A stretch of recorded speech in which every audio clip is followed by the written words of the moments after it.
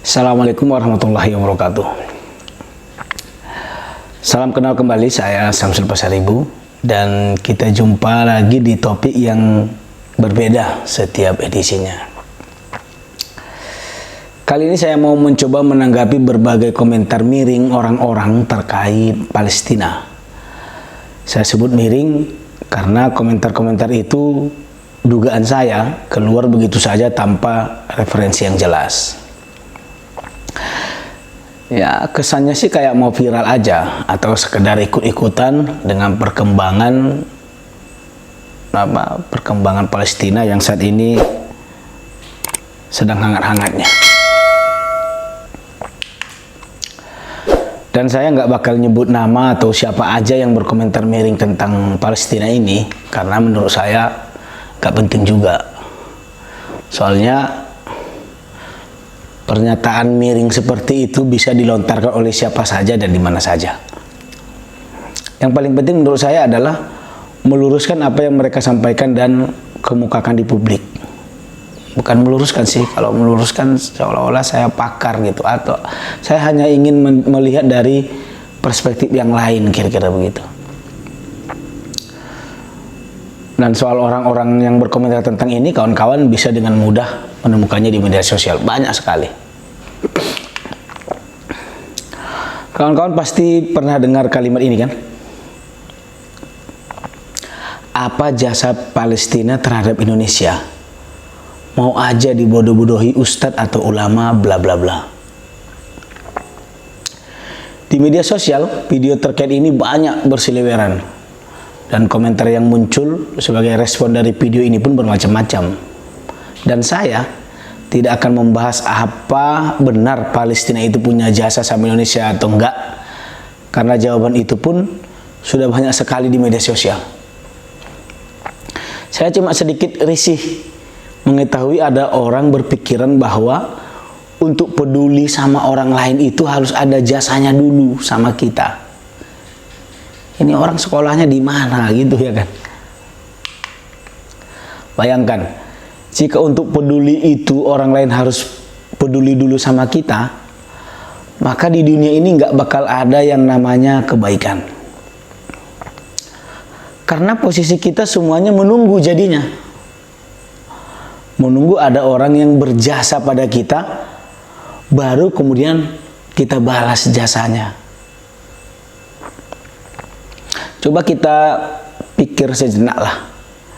Anjing saja, kalau di depan lo terlihat hanyut di sungai atau di laut dan hampir tenggelam, kita punya naluri untuk menolong. Ada hasrat ingin menyelamatkan. Padahal jangankan berjasa, kenal aja enggak sama anjing itu. Tapi tetap aja kan kita tolong gitu. Atau ada orang kecelakaan di jalan raya, kebetulan yang ada cuma lu doang gitu. Maka naluri kemanusiaan lo pasti langsung datang untuk menolong. Gak usah pakai tanya dulu, sebelum saya menolong Anda, apakah Anda pernah berjasa untuk saya?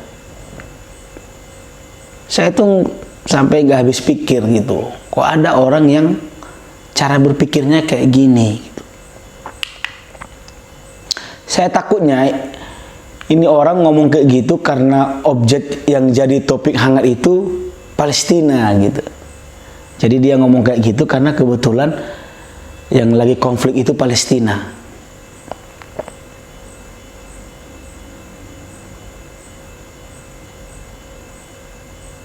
Mungkin saja ya. Soalnya waktu junta militer Myanmar bentrok dengan para demonstran dan mengakibatkan banyak korban jiwa, dan Indonesia juga berteriak mengecam itu, dia diam aja tuh. Gak sampai buat video, apa jasa Myanmar untuk Indonesia. Mau aja ditokoh-tokohi entah siapa lah gitu kan. Giliran Palestina dia buat video gitu, mengecam sikap kita, atau secara secara berbangsa dan bernegara, beliau juga mengecam dengan mengatakan apa jasa Palestina, kira-kira begitu. Ngapain dibantu itu, kok kayak berjasa aja gitu. Aneh kan? Jadi kalau kembali seperti yang saya sampaikan tadi, untuk peristiwa kecil aja, seperti nolong anjing tadi atau ada orang kecelakaan gitu, naluri kemanusiaan kita terpanggil untuk menolong. Apalagi kalau konteksnya sebuah bangsa dan negara. Coba kalau semua bangsa di dunia berpikir, apa jasa Indonesia untuk dunia sebelum kemerdekaan? Gak jadi kita merdeka. Gak bakal ada tuh lagu 17 Agustus tahun 45. Gak bakal ada. Gak bakal ada peristiwa Rengas Dengklok. Gak bakal ada pembacaan teks proklamasi di Jalan Pegangsaan Timur nomor 10. Gak ada. Pokoknya Indonesia gak jadi merdeka lah, udah itulah titik. Kalau kita beranjak dari berpikir apa jasanya gitu. Tapi karena rasa senasib dan sepenanggungan dan penjajah itu merupakan kejahatan terhadap kemanusiaan dan peradaban, maka harus dikecam oleh siapapun dan negara manapun. Mau itu pernah berjasa atau tidak, pokoknya kecam, tolak. Undang-Undang 1945 kita juga berpesan begitu. Penjajahan di atas dunia harus dihapuskan. Karena tidak sesuai dengan pri kemanusiaan dan pri keadilan.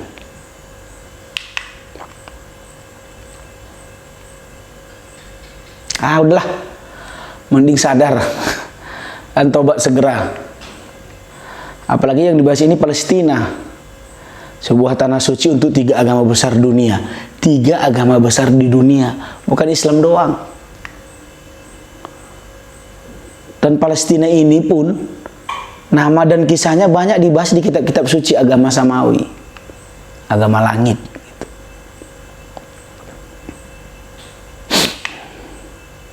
Terus ada lagi nih pengamat ngomong begini di salah satu stasiun televisi.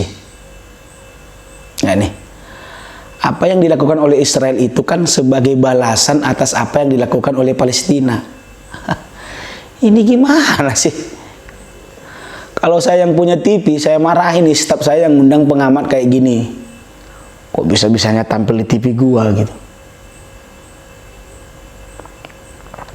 Melihat Palestina itu jangan pas ada konfliknya aja. Lihat secara utuh.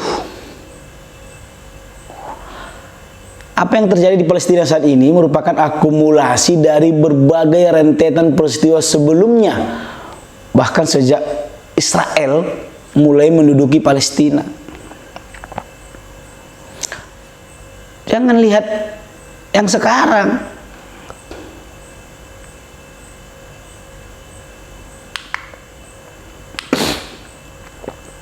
Di mana-mana negara terjajah itu selalu duluan bangkit melawan dengan berbagai cara. Kenapa? Karena negara lain, maksud saya begini, karena negara lain yang masuk tanpa hak itu sudah merupakan sebuah kejahatan gitu. Walaupun masuknya sambil senyum-senyum. Tapi kalau niatnya udah menjajah ya harus dilawan. Coba kita baca sejarah lagi lah. Kan analoginya gini. Ada, misalnya Anda punya rumah, Anda sudah tinggal di situ turun-temurun ratusan tahun. Lalu saya datang, saya bilang, bro, rumah Anda ini punya saya, karena agama saya mengatakan ini punya saya. Kalau nggak keluar lo, gua tembak lo. Misalnya gitu. Ya karena lo takut lo keluar gitu. Jadilah saya menguasai rumah lu tuh, rumahmu itu jadinya saya kuasai gitu. Lalu berjalan waktu, lama-lama lu sadar. Kemudian lu mulai nih lemparin rumah gua bentuk protes, wah gitu. Lu marah, terus lu lempar lagi. Bahkan nggak sebatas lempar, lu tembak, lu bom, lu apain gitu. Terus lu bilang bela diri. Itu kamusnya di mana dapat pemikiran kayak gitu? Dari dulu-dulu yang ada itu kan Palestina, mana ada Israel? Buka lagi deh peta-peta peta-peta tempo dulu, sejarah tentang itu sangat terang benerang. Nama Israel itu kan muncul belakangan ini, lalu mencaplok wilayah Palestina. Lihat aja rentetan sejarahnya. Perubahan peta Palestina dari tahun ke tahun semakin kecil kan, menyusut. Wilayahnya semakin lama makin tergerus oleh pendudukan Israel. Masa iya wilayahnya diduduki kayak gitu, terus orang Palestinanya senyum-senyum aja? Pasti melawan lah. Cara melawannya bagaimana? Ya semuanya. Dengan cara apa saja untuk kembali merebut haknya. Yang bisa diplomasi, ya akan menempuh jalur diplomasi. Yang bisa berjuang langsung di medan perang dengan angkat senjata, ya langsung berjuang di angkat senjata. Yang bisanya cuma berdoa, kayak kita ini di Indonesia ini misalnya, ya berdoa. Itu cara. Sama ke Indonesia dulu. Pangeran Diponegoro, Imam Bonjol, Cuk Nyadin, Antasari, Patimura. Mereka memilih berjuang secara langsung dengan angkat senjata, mengusir penjajah. Jenderal Sudirman lain lagi, dia memilih berjuang dengan cara bergerilya. Sedangkan Bung Karno, Bung Hatta, Bung Syahrir, Agus Salim dan lain-lain itu memilih berjuang dengan cara diplomasi. Semua cara itu muaranya cuma satu. Indonesia merdeka gitu. Bagi orang Belanda, perjuangan bersenjata orang-orang Indonesia itu disebut pemberontakan. Dan mereka pun akan berkata, kami hanya membelah diri. Ya sifat penjajah memang kayak gitu. Ya harusnya nggak usah diajari lagi lah. Jadi jangan bilang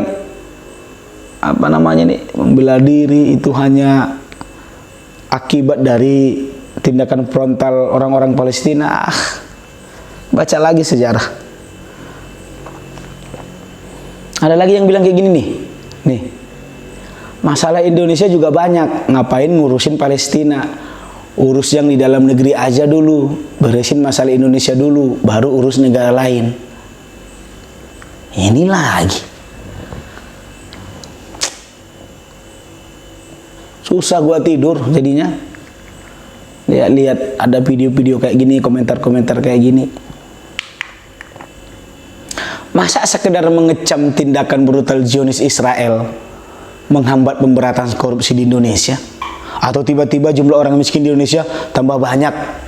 Atau tiba-tiba negara jadi kolaps dan bubar? Hanya gara-gara pemerintah kita mengecam tindakan Zionis Israel, kemudian menghimpun, menggalang suara untuk memberikan sanksi internasional terhadap Zionis Israel. Ya enggak mungkin lah kan. Lagian aneh aja. Protes kok milih-milih gitu. Kenapa nggak sekalian protes? Orang kita punya pasukan Garuda gitu. Pasukan perdamaian Indonesia di negara-negara yang saat ini berkonflik. Sebut aja lah di Libanon misalnya. Protes lah. Jangan kirim-kirim pasukan perdamaian ke sana. Negara kita lagi ada masalah. Biar itu urusan Libanon aja. Indonesia ini bagian dari masyarakat internasional, bro. Itu bentuk empati kita.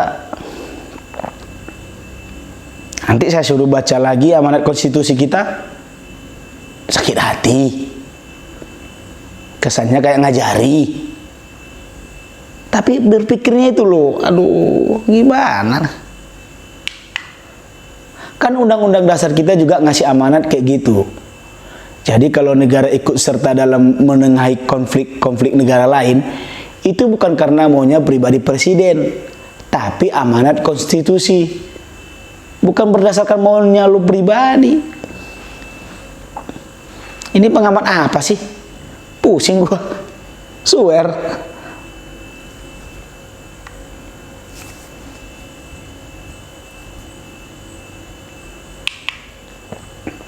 Keterlibatan negara pada urusan negara-negara bermasalah itu kan bukan soal angkat senjata, kirim pasukan, lalu perang di sana. Enggak kan? Tapi terlibat dalam hal diplomasi dan memberikan dukungan moral untuk negara terjajah dan sebagai warning buat negara penjajah bahwa apa yang ia lakukan mencederai semangat perdamaian dunia dan harus segera dihentikan. Itu kan? Karena Indonesia punya pengalaman pahit di situ. Lu sih nggak pernah ikut angkat senjata zaman perjuangan dulu. Saya juga nggak pernah angkat senjata memang. Tapi dari buku-buku sejarah yang kita baca, dari cerita orang-orang tua kita terdahulu, dijajah itu nggak enak. Jadi Indonesia beranjak dari situ, mau kenal atau tidak kenal, mau berjasa sama Indonesia apa enggak, dijajah itu nggak enak. Jadi siapapun penjajah ditolak. Itu intinya. Undang-Undang 45, maksud saya Undang-Undang Dasar 1945 kita kan jelas bilang bahwa kemerdekaan itu ialah hak segala bangsa. Kemudian ada lagi nih pada kalimat alinea berikutnya, ikut melaksanakan ketertiban dunia berdasarkan kemerdekaan, perdamaian abadi, dan keadilan sosial.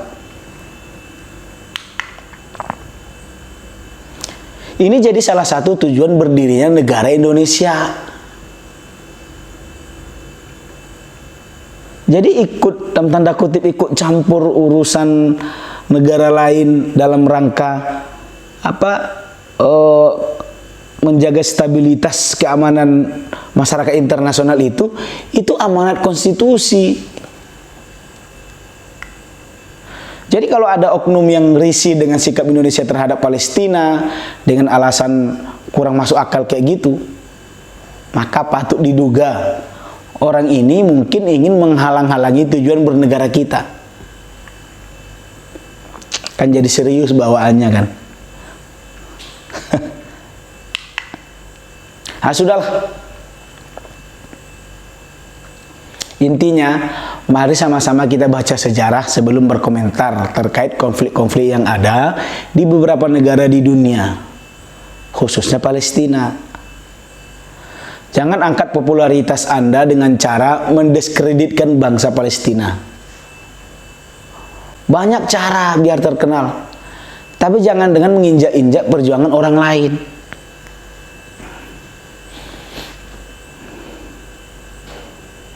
Coba dibanding-bandingkan gitu. Jadi kalau dapat informasi A gitu, bandingkan dengan informasi B. Kalau Anda bingung dengan dua informasi ini, jangan berkomentar gitu.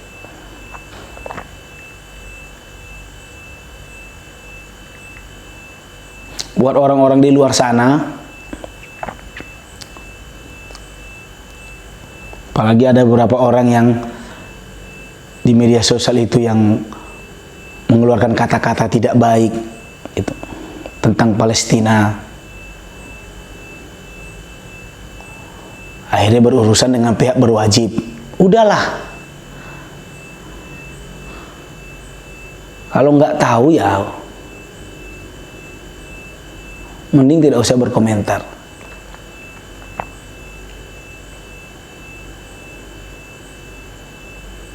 Palestina itu kan sedang berjuang mengembalikan hak atas tanahnya gitu. Terserah ada jasanya atau enggak. Sebagai negara yang pernah terjajah, merasakan betul gitu apa yang dirasakan oleh masyarakat Palestina. Amanat konstitusinya juga bilang seperti itu. Dan sedalam apapun intervensi Indonesia terhadap konflik Israel-Palestina, tidak bakal membuat bangsa ini kolaps, tidak bakal buat bubar. Pemberantasan korupsi tetap jalan, pengentasan kemiskinan tetap jalan. Sekarang kita lagi sibuk-sibuk penanggulangan COVID-19, tetap jalan.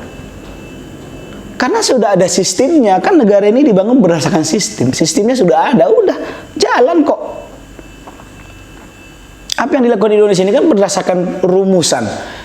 Jadi the founding father kita itu yang membangun, para pendiri bangsa kita ini merumuskan undang-undang dasar kita, konstitusi kita itu dulunya, itu sudah cerdas-cerdas. Mereka sudah tahu bahwa Indonesia ini merdeka tujuannya adalah kecerdasan kehidupan bangsa, kemudian melaksanakan ketertiban dunia, kemudian apa namanya ini, melindungi tumpah darah Indonesia, acam lah sesuai. Dan itu dirumuskan bukan asal dibuat, pasti sudah berdasarkan perhitungan. Dan kalau itu dijalankan tidak akan merubah apapun. Jadi nggak usah bilang Indonesia masih banyak apa masalahnya.